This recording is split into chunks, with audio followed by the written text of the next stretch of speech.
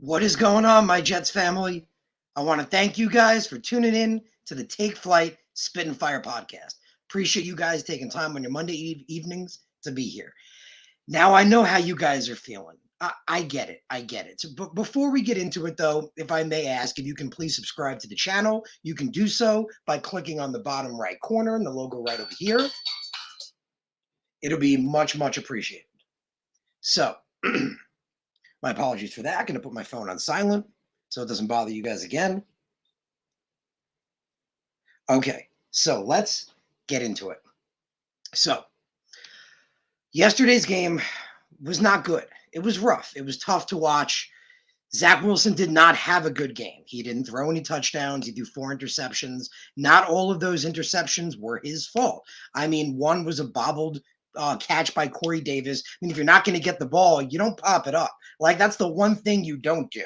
Like if you're taught anything, if you can't catch the ball, the one thing you don't do is knock it up. There was another one I remember that also I felt it was a 3rd and long. I think it was like 3rd and it was like 18, something like that, give or take. But you heave it, you try to make something happen. But it was a rough game. It was tough to watch. But Zach Wilson, as we know, is a rookie playing in his 2nd ever game in the NFL. His potential of everything we've talked about with him, everything I believe he can be, everything I've mentioned and we've talked about with Zach, it's still there. That still exists. That doesn't change in 1 week. It doesn't.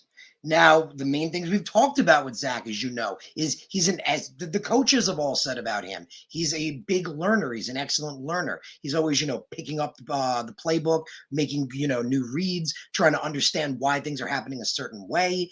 And as you know, he's a film junkie, has been talked about a lot too. So I have the quote in front of me. One thing Robert Saleh said about Zach Wilson is he said, Zach Wilson is a young man full of confidence, especially when he goes and watches the tape and has a chance to hit that rewind button and learn from everything that happened. He's full of resolve, and I just know when he sees the tape, he's going to learn a ton off of this experience. And that really is the key, the learning. Because again, coming back to he's a rookie quarterback playing in his 2nd ever game. See people coming in, appreciate all you guys there.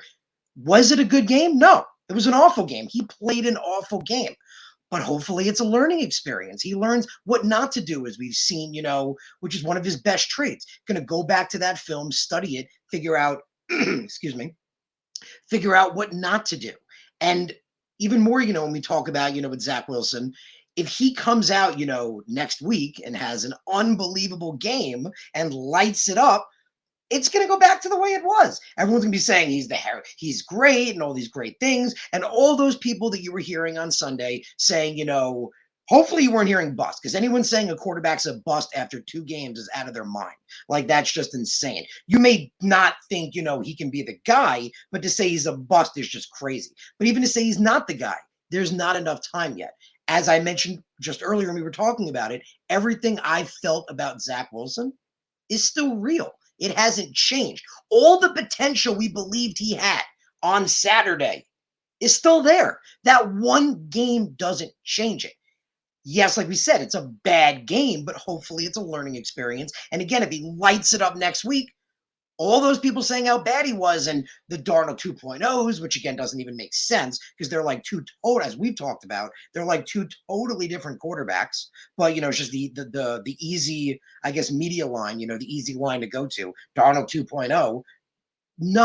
No, we're going to see improvement. Hopefully, we're going to see him learning like he does, getting better. All the potential is still there. He can still be as great as we think he can be. And if we look at that game, yes, he didn't throw any touchdowns.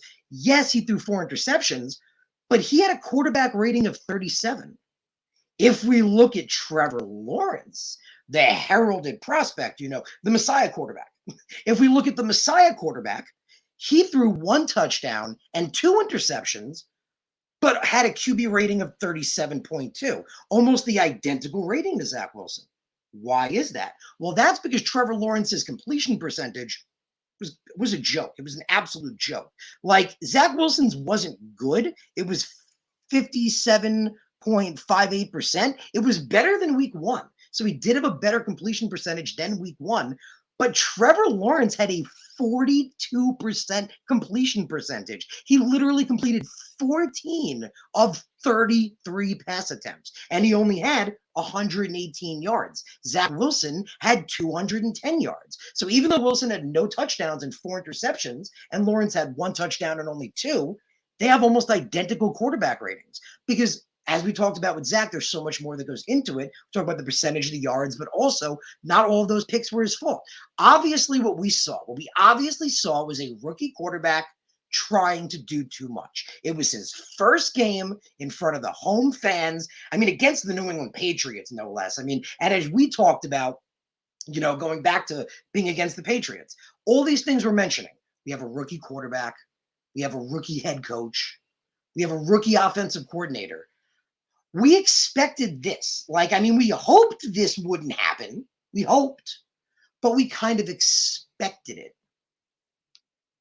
So, my apologies, guys, just bringing up a different stat. So, but what sucks is it happened week 2 in our first home game. It was our first home game back with fans in the stadium for the first time in 2 years since COVID, our home opener, and against the New England Patriots, no less.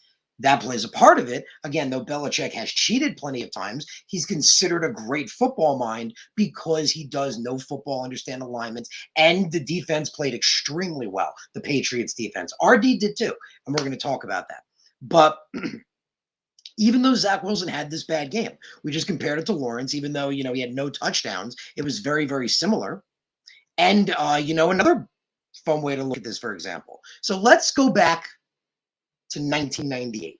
Maybe some of you guys are too young to remember. I don't know. But I was young at the time. But let's flash back to 1998 when Peyton Manning was drafted first overall. He was the first quarterback taken. He was the Trevor Lawrence, basically. Now, in Peyton Manning's first game as a rookie in 1998, he throws 1 touchdown for 3 interceptions for a QB rating barely over 50. Okay, you got some questions. That's not good. Week 2 rolls around. He does the same thing and throws 1 touchdown with 3 interceptions for a lower quarterback rating. The next week, week 3, he throws no touchdowns and 2 interceptions for a quarterback rating of 39, barely over what Zach had week 2. So if you're back in 1998 and you're watching these first 3 weeks, you're like, okay, we laid a dud. We laid an egg. This is not this heralded great prospect that he's supposed to be. And we just said, if you look at, what Trevor Lawrence did, it was awful too, which is going to be a problem. I mean, we're going to talk about this more when we get into the game coming up, but the Broncos DBs were solid. That's going to be a problem for us. But going back to this, he had a bad game himself. There's going to be growing pains. There's going to be, curves. That's how it works. But again, 1 game doesn't mean anything. I mean, it means something. It means obviously, that he needs to get back at the film. He needs to figure out what he did wrong, which is what he plans to do. He's going to study. He's going to get better. He's going to figure out what not to do. Hopefully the offense adjusts. But it doesn't mean everything. It doesn't mean that Zach Wilson is not going to be good or that this is a bad regime again. I get it, Jet fans. I get it. I mean, I'm one of you. I'm one of you guys. I get it. You remember, you've heard me talk about the McCagnon years and the Itzik years with the vomit in my mouth and all the bad decisions we made. I get it. I totally get it. I mean, it's easy to, snap back to it's the same old Jets, the SOJ. It's easy because it's comfortable because it's unfortunately where we've been. But it's not that, guys. We've talked about it with Joe Douglas. Has every pick panned out? Obviously not. But again, he can't control that. As you remember, we've talked about with draft when I give you guys my eval. I tell you who I like, but, the player making it, all that potential is on him. I mean, I can just, tell you if I like that guy, and what happens is what's going to happen. I'm not him. I can't control him. He has his own destiny. Maybe he's in a bad system where he is. We've seen players go somewhere else. So many different things. But from his draft, specifically this last draft, he knows what he's doing. He's building a team. We have one of the youngest teams in the NFL. So one of the youngest teams in the league with a rookie quarterback and a rookie head coach and a rookie OC. Like we said, games like this were kind of to be expected. We didn't expect it to be this bad from the quarterback perspective. And we didn't expect it, to be that week 2 home opener game where we're excited to be there. And yeah, but it is what it is. It's not the end. This is still the beginning. The future still looks bright. Zach Wilson, again, still has that same potential we believed he had on Saturday. So, as we talked all about Zach Wilson, and we again compared him to Lawrence, who was just as bad, and the reasons why. And we also compared to, we talked about Peyton Manning in his first couple of games. We talked about Robert Saleh for a second. So a lot of people, saying things about Robert Saleh. But again, look at the mentality he's bringing to the team. Remember, this whole all gas, no break mantra, the players wanting to work hard and play hard for him. Remember, almost more than half of our free agents came here because of Robert Saleh. And yes, there's been adversity, but remember, like Saleh said, when there's adversity, that's when we're going to show our true colors. That's when we're going to step up. Bad things are going to happen. But as we saw in the pressers, and as we saw with Zach Wilson and Robert Saleh, they owned it. They acknowledged, when they were wrong and, things needed to be better. But they both care. You could tell. Zach Wilson personally addressed the fans and said, if I were a fan, I'd be upset. I don't have the exact quote in front of me. Just like, if I were a fan, I'd be upset. And, it was a bad performance all around. I need to be better. And Saleh, like we just said, but one of the biggest things with Saleh, I do want to point out that I feel like makes the best argument for him is if you watch, remember right in the beginning of the game, when there was that early whistle on that, what was a fumble, really? It was a fumble in the beginning of the game, and they blew the whistle early, so it wasn't called a fumble. You guys remember Robert Saleh exploded. Robert Saleh got so mad and so angry, got right in the ref's faces. He was yelling because he's passionate. He's passionate and he cares. That's the big factors. And like we said, it obviously didn't work week 2. Now's the time to figure out what will work. And there were things that did work. The biggest issues, ironically, week 1, the problems were everything but Zach Wilson. Week 2, the problems seemed to be Zach Wilson and everything else looked good. Well, now we just got to put it together. Like we said, all of these, all rookies, all, the youngest team in the NFL, it was to be expected. It sucks. It is what it is. We got to move on. And again, like we said, if we look great from here on out, people won't remember it. And like we just said, we talked about all these other things. But again, you take Robert Saleh and just him getting angry like that alone, the passion. Remember, we haven't had anything like that since Rex Ryan. That's what we're talking about here. Players that want to play for their head coach. They're motivated to be there on the field for this guy, working hard. We just got to come together. Like he said, we just have to execute. Basically, it's in one of today's interviews. He basically said that. And I have it up right here, basically. So he was talking about the offensive line, and that was actually going to be the next point I was going to make. So as you guys remember, the biggest problem last week in week 1 was the offensive line. By far, the offensive line was the worst part. They could not pass block. Zach Wilson was running for his life every second, and they couldn't run. They weren't opening any holes either. I mean, the running backs weren't doing any favors for themselves, but the holes weren't opening either. Well, this week, the Jets' offensive line looked better, but still not good yet. That's my take. I know people have been saying the Jets' offensive line looked good. I wouldn't go that far. I still felt like the pocket was collapsing more than it should be. I felt like Zach Wilson was under duress in a quicker rate than he should be. He should have more time on average in the pocket, and the holes weren't bad. I felt the running backs played a lot better. I felt the running backs were significantly better, using more patience and hitting holes with more purpose. That I felt like the running holes were good, but again, could be better. So my take with the Jets offensive line was, compared to week 1, 1,000 times better. 1,000 times better. Week 1 was a travesty, but it's still not good. It's getting there. It's trending in the right direction, but we're just not there yet. So the Jets' offensive line wasn't good yet, but it was significantly better. However, the Jets' defense was very good, guys. And as you guys know, the Jets' defense was freaking awesome. So my apologies. Just going back to the offensive line quick. Robert Saleh did in his statement today, he said that he thought the offensive line really established themselves at the line of scrimmage, responded well to the adversity of week one, pointed out how they rushed for over 150 yards, which we're going to talk about. He felt like they did a nice job in protection. I think he's being generous. I'll be honest. I felt like it was much better than week one, but still not great. Again, he needs more time in the pocket, and it was still collapsing too easily. So better, but not there yet. The communication was significantly better, and that's what led to the better offensive line play. So, like he said, they were clean in communication. They moved the ball well. He just said they have to stay ahead of the sticks, convert, get in the end zone. Kind of a no-brainer. I mean, that's kind of the game plan for everybody. You got to convert and get in the end zone and score, but that's a good point. It needs to be done. I mean, kind of the obvious statement, but yes. So back to the defense, which I felt looked really good. The Jets had 3 offensive turnovers in the first half, yet they were only down by 10 points. That's really good. If you turn the ball over 3 times, you expect to at least be down by minimum 3 scores usually. 10 points is not a lot. That was, as we know, we went into the second half thinking, okay, well, that was awful, but we're still in this because the defense kept us in the game. They were really, really good. So that is one, again, really bright spot from that game. The Jets defense was really good. However, as you guys remember, I pointed out as my number one key to victory was shutting down Damian Harris because CMC ran all over us, which was to be expected. But Damian Harris, as you guys remember, I said, isn't Christian McCaffrey. Got to shut him down.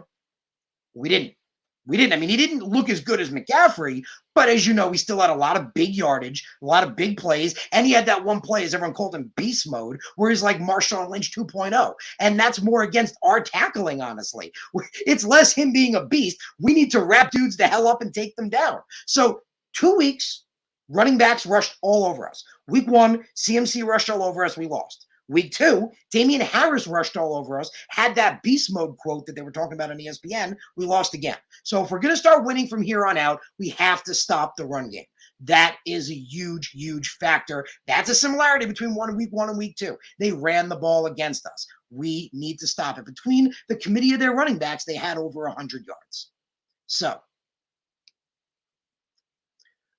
next point I want to get to were the young DBs. So as you guys remember, the other point I made was, I was really excited before, in the offseason for 4 specific guys. You remember it was Bryce Hall at CB1. Remember, I've been talking all about him and saying it's Bryce Hall lockdown season. Like, this dude's got it at the CB1. I've been telling you, remember how hyped I was about Brandon Echols. Like, this guy is a CB2. Remember the amazing speed, this amazing jump ability. If he can, be sticky in coverage, he can run and jump with anybody. Then in the slot, Michael Carter II and Guidry have looked awesome. So that was, remember, my take that the Jets' young DBs needed to step up. I also felt the safeties did not look good. Well, like I just mentioned, all those 4 guys, Bryce Hall, Brandon Echols, Michael Carter II, specifically Michael Carter II, and we're coming back to that guy, and Javelin Guidry, have all been excellent. All 4 of them have been excellent in coverage, excellent in what they're doing. And you guys remember my take on the CBs. I was saying, remember, right before the season started, everyone's like, all the Jets CBs are 5th-round picks and 6th-round picks and undrafted guys. And they're just equating that to them sucking.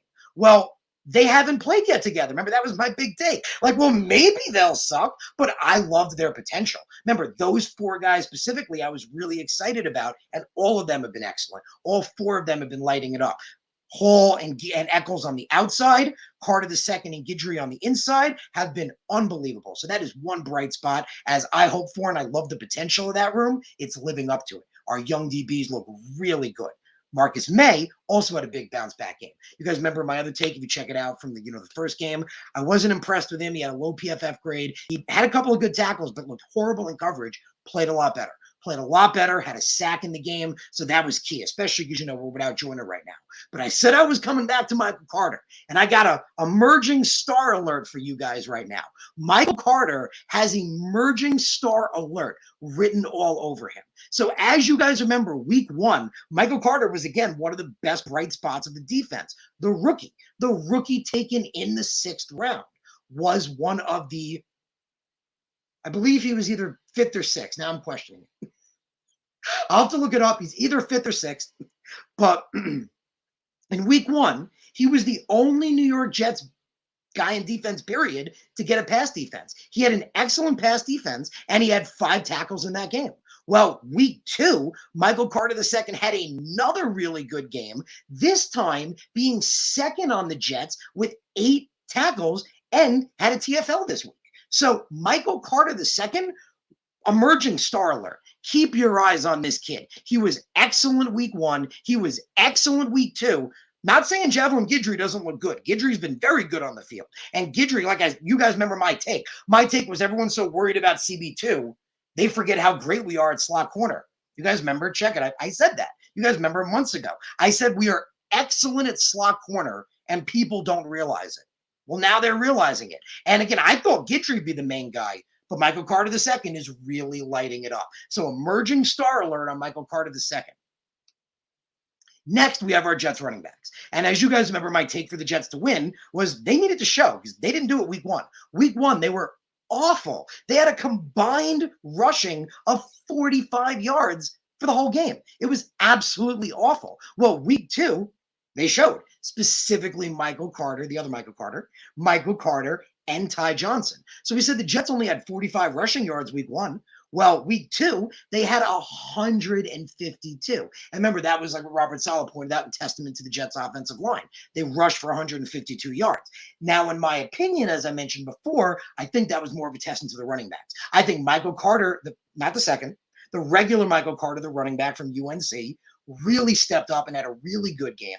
You guys remember week 1, I pointed out how in college he was a much more patient running back, and I didn't understand why he wasn't using that now. He looked really good this week. He looked good, and Ty Johnson looked good.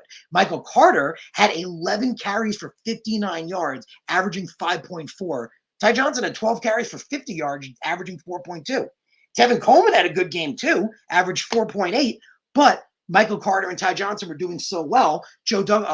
Robert Saleh, said he wanted to use the hot hand. And in his interview, he said today, Michael Carter was running his tail off yesterday.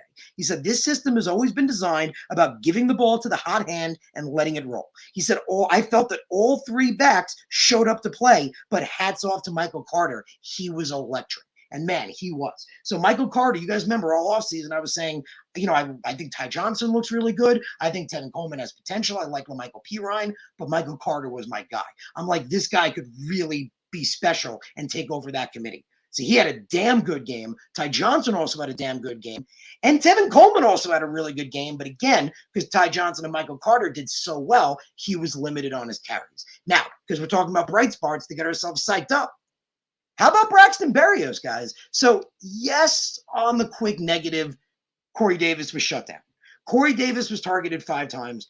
He was responsible for one of Zach Wilson's interceptions. That freaking tip-up, like we talked about before, it's the one thing you're taught not to do. He only hauled in 2 of them for 8 yards.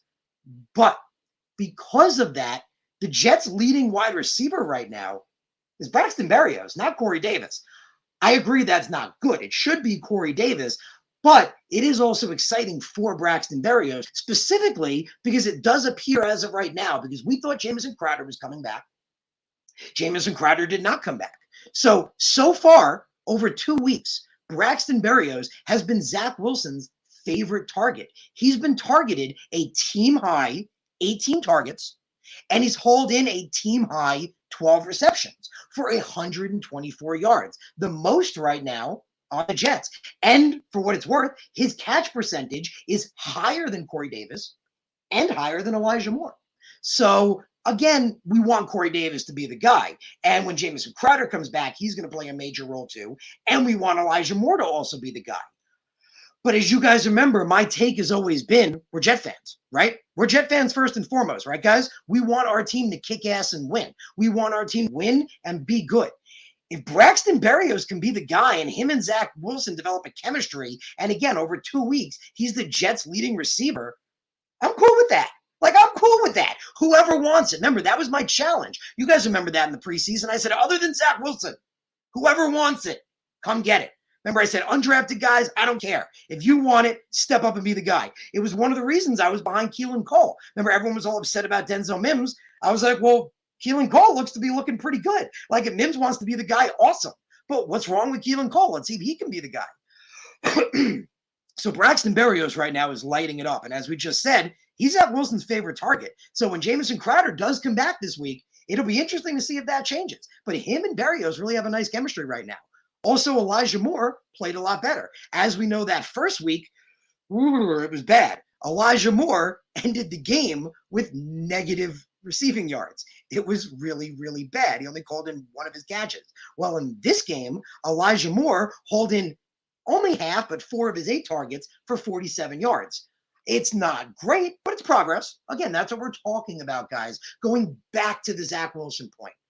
We can't expect it to be monumental increases in 1 week. I get it. I get that we want to be, awesome immediately. But as I mentioned before, I get the suffering. I've been there with you guys. I've been suffering with you. But as much as, we've heard trust the process, it's baby steps.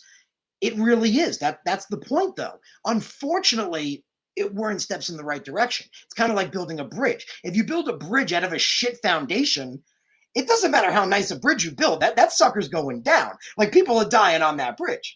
If you have a strong foundation, that's what matters. So that's what we're doing right now, guys. We're laying the foundation. And it's not going to be quick. It's not going to be fast. And it's not always going to be pretty.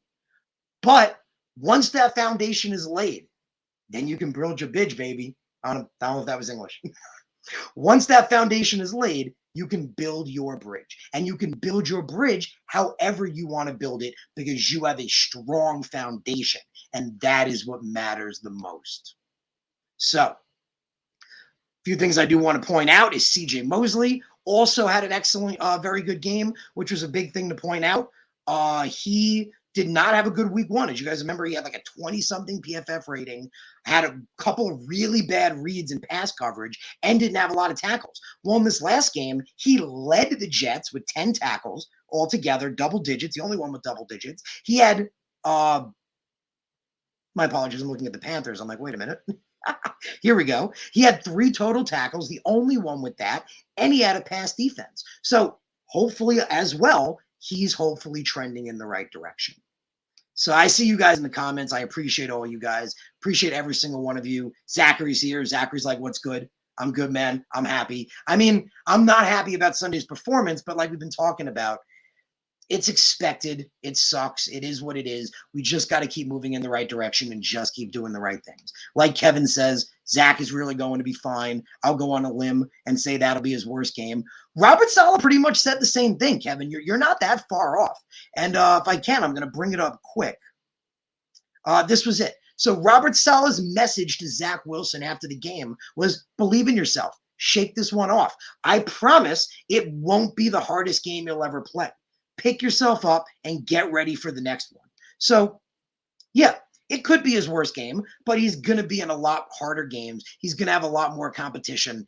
This is just one step, like we pointed out. We talked about, Peyton Manning, how bad he looked in the beginning. Like we said, we looked at those numbers. They were bad. You drafted him first overall. By week 4, they were probably, there was no Twitter, obviously. There's no Twitter in 1998. But people are, telling their buddies, they're shouting on their rooftops. They're like, we screwed up. But as also we talked about, he was that unheralded guy. Like we've been joking with Trevor Lawrence, the Messiah quarterback. Trevor Lawrence, the Messiah quarterback, as we talked about, had 1 touchdown and 2 interceptions, while Zach Wilson had no touchdowns and 4 interceptions, yet almost identical ratings because Wilson had the better completion percentage, the better throws, the more yardage. So like John points out, what's up, my man? It was tough, but we got to remember this is really the first time the Jets have torn everything down and rebuilding from the ground up. I mean, what I think I get what you're saying. You're saying it's the first time they've ever done it right. And I get what you're saying. That's kind of like what I was saying before, like with that bridge analogy, which, I get you guys, and shout out you guys put your comments out before. So obviously that was before I was talking about that. But it's that same kind of concept with the bridge. We've been laying foundations for a while, but they've been shit foundations. They've been built with crap and dung and mold, and they fall apart. So it didn't work. And I get the trepidation as Jet fans. Trusting the process. But as you've heard me talk about all the time, I firmly do believe we have the right people in place. Joe Douglas has proven it time and time again. The players want to play for Robert Saleh. And like we talked about with Zach Wilson, he is special. Nothing's changed. Everything we believed about Zach Wilson on Saturday, all the potential we thought he had, it's still there. It hasn't gone anywhere. Jenny points out, I really hate how many fans turned on him already, even booed him. That was surprising to me. I mean, again, it's the New York market. We know, New York is a tough market to play in. He had to expect it. Zach Wilson had to expect it a little bit. I mean, he even owned it. He owned it and said he had a bad game. So I don't think it affected him as, you see the people out there saying the Jets ruined Zach Wilson. The fans booing him ruined Zach Wilson. That's all bullshit. All of that is bullshit. You can throw that out of your head. This kid is focused on what he's doing. He's accountable. He owned up. We didn't ruin him, and the fans didn't upset him or ruin him. But it was wrong for the fans to do. I do agree. Booing a quarterback in his second week, it was awful. It was an absolutely awful performance.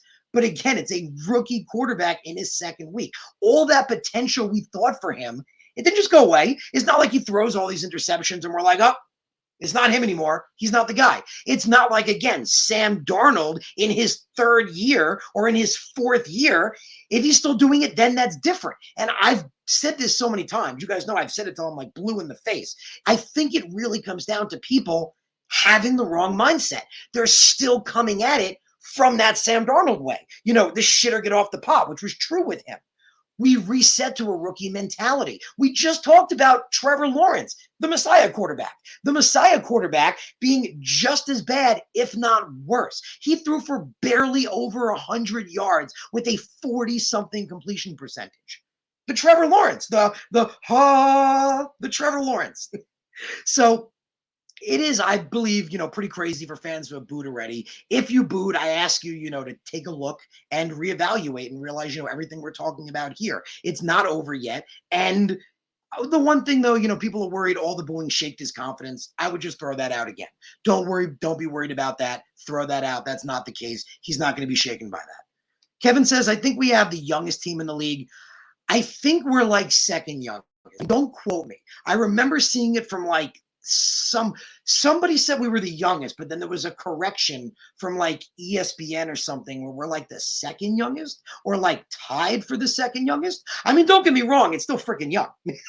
Like the team is still young as hell. And again, we come back to rookie quarterback, rookie head coach, rookie OC with one of the youngest teams in the league.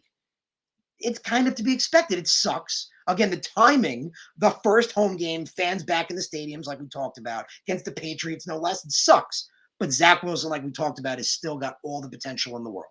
Jeremy's there. Shout out Jeremy, says, what's up? Appreciate you, bro. Appreciate you being here. Appreciate all you guys.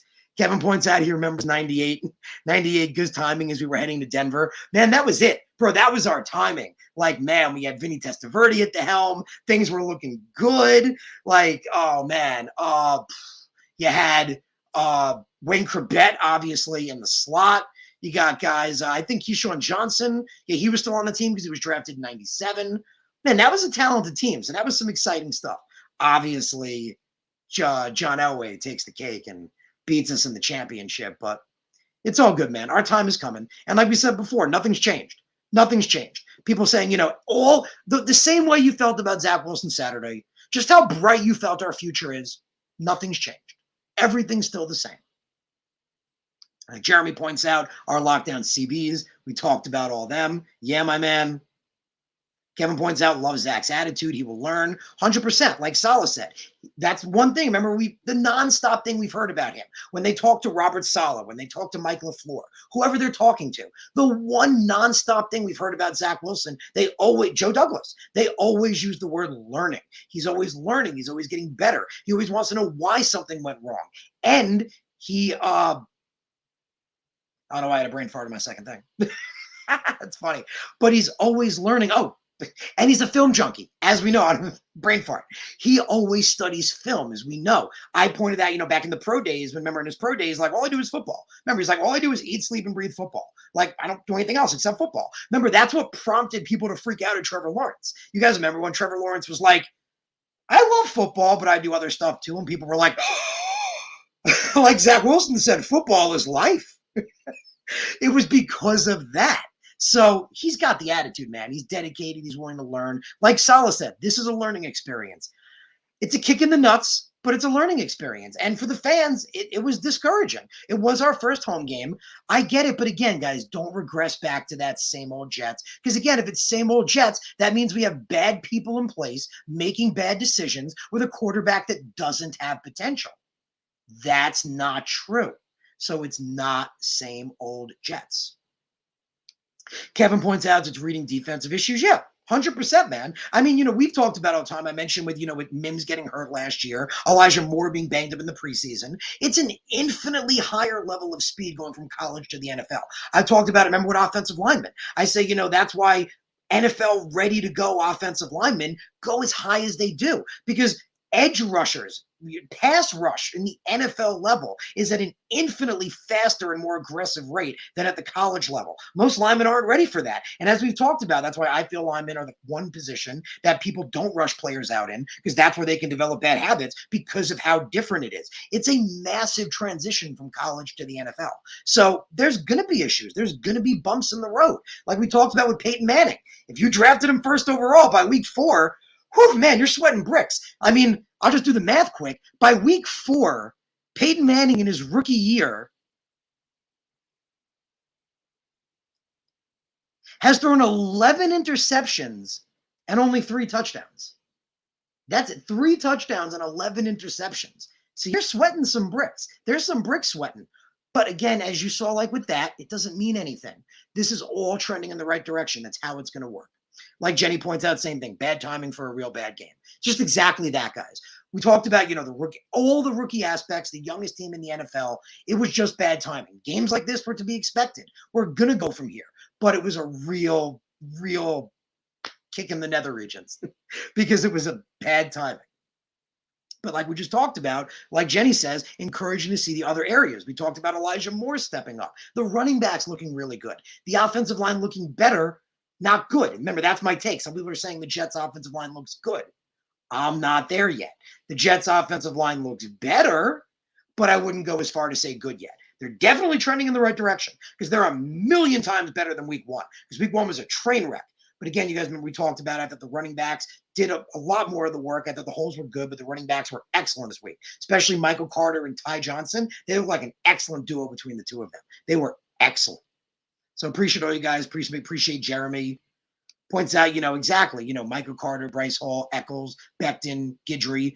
He knows how to draft, and that's exactly the point, everything we've talked about. We have the right people in place. We have the GM that understands talent, understands trades, understands dealing with contracts and players and drafting more than a lot of people. He's an excellent drafter. We're seeing it in this last draft. These young guys playing dividends. Remember, I talked about the corners. Remember, everyone was so nervous about the corners. And you guys remember, my take was everyone's sleeping on these guys. Remember, I kept saying it. I'm like, everyone's sleeping on these corners. Bryce Hall and Eccles on the outside. And then I kept saying that they're so worried about the outside, they don't realize our slot guys are excellent. I felt that, I've been saying it for a while, that our slot cornerbacks are massively underappreciated. And we're seeing that right now. Remember, we have an emerging star alert for Michael Carter II. We talked about what he's done in week 1 to week 2. He's looked infinitely better from week 1 to week 2. And he's gone from like good to really good. So this is really exciting. Michael Carter, if he keeps this trajectory up, like John says, he's impressed with Guidry. I am too. No knock on Guidry. And again, it comes back to, like I was saying, man, you guys remember all offseason, I was saying everyone's so worried about CB2 that they don't realize our slot corners are really good. And we got Guidry, who's been really good. Guidry's been really good. But man, Michael Carter's potential, like I kind of want to bite my fist a little bit. Like, if he keeps this up, man, he's got legit shutdown slot corner potential. Like Michael Carter has looked really damn good. So again, see all you guys' comments. Appreciate all you guys. Like Tom points out, what's up, brothers? Appreciate you, Tom. Appreciate you being here. Says the Jets Monday blues are starting to get ridiculous. I haven't lost faith, but Wilson's testing it. It's too early, man. Again, it's too early. Don't listen to any of those people, again, telling you that he's a bust already, which is insane, or even that the boos are going to get to him or we're going to destroy him. Again, that's not the case. Like I was pointing out when I was throwing Jenny's comment up. He's focused. This kid knows what he's doing. He knows this media market. I don't agree with the booing, and I think the booing was wrong, but it's not going to affect him. He's going to hit the film. He's going to get better from this experience. And like we talked about with Brady, with Peyton Manning, and like we talked about with Trevor Lawrence, the Messiah quarterback. That's what we're going to call him from now on. Forget it, guys. He's the Messiah quarterback. That's it. Because remember, he's the heralded the one. So the Messiah quarterback was just as bad as Zach Wilson. So appreciate all you guys in the comment. Appreciate all you guys. Love the comments. Thank you all. Appreciate you all being here. Appreciate you all tuning in. Blunt's here. Says, hey, buddy. What's up, my man? Appreciate you being here. Appreciate you guys tuning in. Hope you like the video. I hope you guys feel a little bit better. And that's what it's all about. I mean, I get it, guys. I totally get it. Again, I've been through all of it with you, the McCagnon years, the Itzik years, but it's not the same. I know it's easy to just revert back to this is the same old Jets, but it's not. Like we talked about before, go back, we talked all about it. It's not the same old Jets. Vern points out, he makes a good point. People should understand why Berrios is higher than Mims. Again, guys, it just comes back to we're all Jet fans. I mean, we want Mims to be good, but like I've talked about here with you guys, if Keelan Cole, I mean, obviously he didn't do much week 2, but let's just say Keelan Cole balls out and has a great season at wide receiver 2, or Jamison Crowder and Elijah Moore are really great with Corey Davis. If Zach Wilson has a really good year because of it, we're going to be excited. So I'm not saying, if you want Mims to play, I get it. I know the potential he has. I believe it too. I believe the kid has potential. But if these other guys are doing well too, we just want our guys to do well. So like I said, if Mims does well, that's great. If Keelan Cole does well, that's awesome. If Elijah Moore and Jamison Crowder do great together, I love it. Like, this is what we want, guys. So if Berrios keeps playing great, this is awesome. Like we said, right now, Berrios is the #1 Jets receiver in receiving yards, which again is kind of because Corey Davis was shut down week 2. So again, we don't want to see that keep happening. We want to see Corey Davis play a lot better. But if Berrios wants to be the second guy behind Davis, are you guys complaining? Because I'll be honest, I'm not complaining. If Braxton Berrios wants to put up 70 yards a week, I'm not complaining. I'm not putting up a fuss. I'm like, no way, Elijah Moore is supposed to have those yards. If Moore wants it, remember, it's like the challenge to everybody. Come and get it. Come on the field. Put the damn production on. If you want it, you got to get it. That's how it works. And like we mentioned, with Elijah Moore, Jeff Smith had a good catch this week as well. Like Denzel Mims last week, as the later round receiver, they give him one big play. Well, Jeff Smith had one big play, and he looked pretty much as good as Mims. I mean, he had a good deep throw catch, and he caught it well. So I think he had like 35 yards. Mims had like 40 yards on their one catch. So again, if Mims wants it, come get it. I'm not saying I hate Mims by any means. But the problem right now, guys, is too much talent. Think about what we're arguing about. If we're arguing about all these guys and they all should play, the problem is too much talent. And too much talent is a great, great problem to have. Jenny says, I've always liked Berrios. That's one I could take credit for. I'll be honest, I've never not liked Berrios. I've always just been like, he's probably a guy good for like 20, 30, maybe 40 yards a game. That was like my always take on him. Like, he's not bad, but he's a good wide receiver 4 or 5. But man, right now, he put up, I think, like, I have it in front of me. Hold on one sec. Berrios put up 51 yards in week 1 with a catch percentage of 71.4. He hauled in 5 of his 7 targets. And this week, he hauled in 7 of 11 of his targets, ironic 7-11, for 73 yards. And he leads the Jets right now. He's got more receptions than any Jet. He's got more targets than any Jet, which again is interesting. Corey Davis was shut down, but even more than Berrios being that having more receiving yards than anybody, that means he's Zach Wilson's favorite target. He has more targets and receptions than any Jets wide receiver right now. So again, we want Corey Davis to step up. We want Corey Davis to step up. When Jamison Crowder comes back, he's going to play a major role. Obviously, we said Elijah Moore is trending in the right direction. He went from negative yards to 47 yards and hauling in half of his targets as opposed to 1. It's not great, but again, it's trending in the right direction. So we just got to keep trending in the right direction. And again, guys, it's baby steps. Rome was not built in a day. Jenny says thoughts on the play calls. I think if you remember, we talked about it week 1. I felt like they're handicapping Wilson. I feel like that's playing a factor. And I'll explain it quickly, actually, if you guys are interested. Here's why I think it does. So if you're limiting and simplifying the play for Zach Wilson, if you notice, a lot of plays aren't working. And a lot of them are turning into improvisation and on the run and forcing Wilson to make his own decisions and do what he thinks is best. Obviously, again, it's going to be learning on the fly, but I think the simplification of the offense, and I could be wrong, but I feel like because they're doing that, I feel like that's actually hurting him. I feel like that limiting is hurting him because the plays are so simplified, they're not working. They're clearly not working, which is forcing Wilson to go into improvisation mode and do it on his own, which, yeah, after a couple of years, shit, yeah, I mean, I hope Wilson can do it on his own. But it's week 2 as a rookie. It's great to see that a little bit, but you don't want that all the time. So as I mentioned week 1, I said I wanted it week 2. I'd like it for week 3. Open the playbook up a little bit. Give the kid more options. You point out how intelligent he is. Let's put it to practice. Let's see either, deeper plays or more in-depth routes or him the ability to maybe throw an audible in. I don't know, but let's mix it up a little bit. So Blunt's here. Blunt points out Joe Douglas. He said one player from the 21 draft played a little like Jamal, Robbie. I disagree, Blunts. I disagree. I read it a little wrong what you were saying. I think this 2020 draft is better than people think. I won't get too much into it. We could talk about that another time because I don't want to keep you guys for too long. But Mekhi Becton, I think, is going to be okay. Mims, obviously, he has a lot of potential. Davis, when he gets back, now that Joyner's out, could play a major role. Pirine has proven to be the power back in this system. You got the punter in the mix, and Bryce Hall. You guys remember my take was you got Becton and Hall alone. That's a steal already because guys, I always felt that Hall would be able to step into a really good position and be a potential CB1. So that's really, really interesting. But those guys alone, now you add in Guidry, you add in Bryce Huff as undrafted guys. Trust me, if you guys want to check it out, if you guys haven't, I did my episode a little while back on Joe Douglas and why I think he's a great GM. Please check it out. You'll see why this guy can draft.